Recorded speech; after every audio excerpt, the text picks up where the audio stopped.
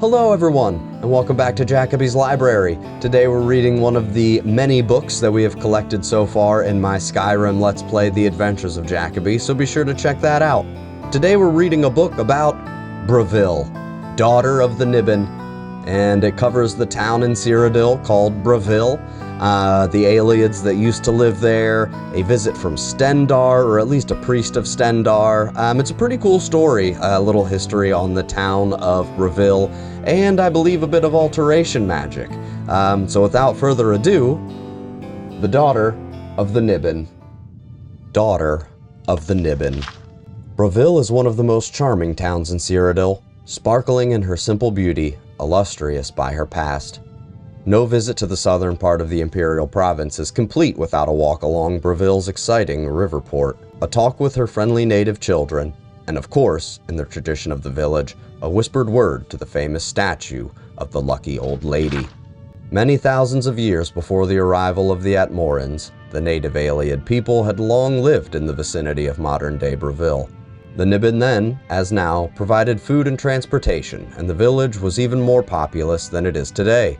We are not certain what they called their region.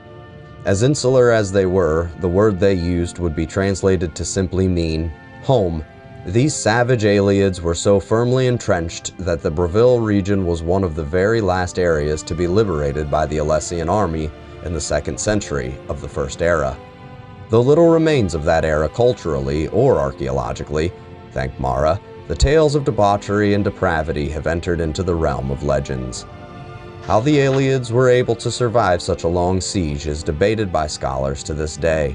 All, however, grant the honor of the victory to one of the Empress Alessia's centurions, a man called Teo Bravilius Tassus, the man of whom the modern town is named. It was said he invaded the village no less than 4 times, after heavy resistance, but each time upon the morning dawning, all his soldiers within would be dead, murdered. By the time more Centuria had arrived, the fortified town was repopulated with Aliads. After the second successful invasion, secret underground tunnels were found and filled in. But once again, come morning, the soldiers were again dead and the citizens had returned. After the third successful siege, legions were posted outside the town, watching the roads and riverways for signs of attacks, but no one came. The next morning, the bodies of the invading soldiers were thrown from the parapets of town walls. Teo Bravilius Tassus knew that the Aliads must be hiding themselves somewhere in the town, waiting until nightfall, and then murdering the soldiers while they slept. The question was, where? After the 4th invasion, he himself led the soldiers in a thorough inspection of every corner, every shadow. Just as they were ready to give up, the great centurion noticed 2 curious things. High in the sheer walls of the town, beyond anyone's ability to climb, there were indentations, narrow platforms.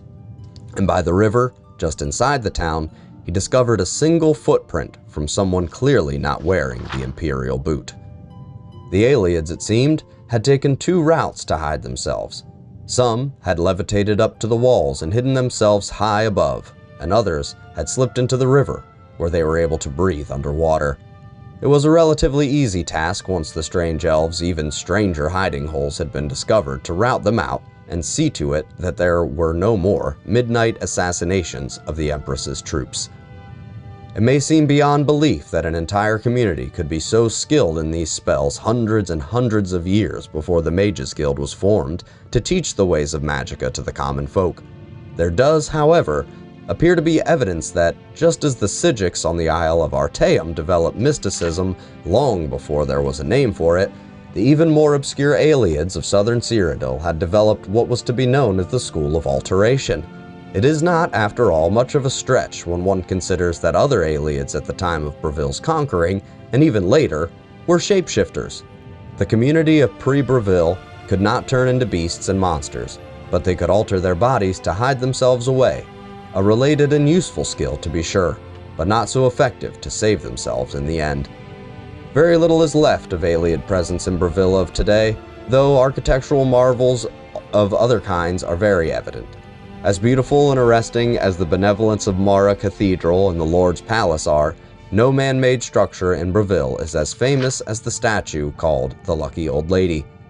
The tales about the lady and who she was are too numerous to list.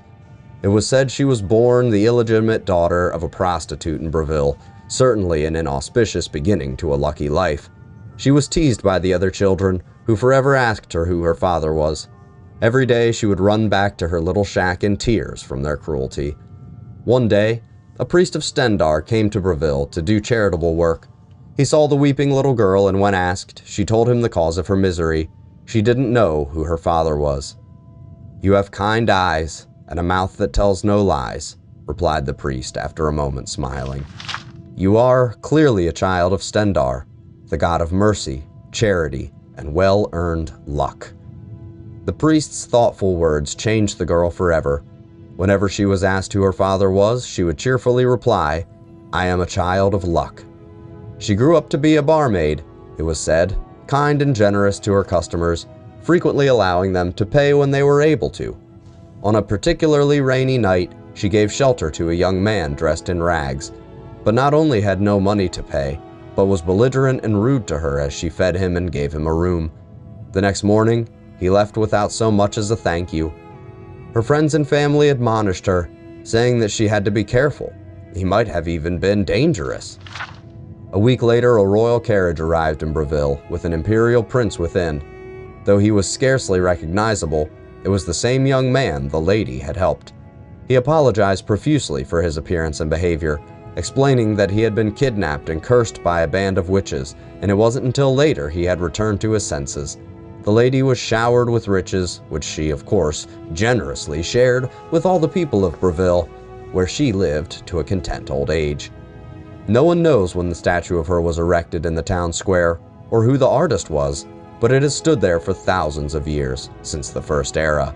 To this day, visitors and Brevillians alike go to the lucky old lady to ask her to bless them with luck in their travels.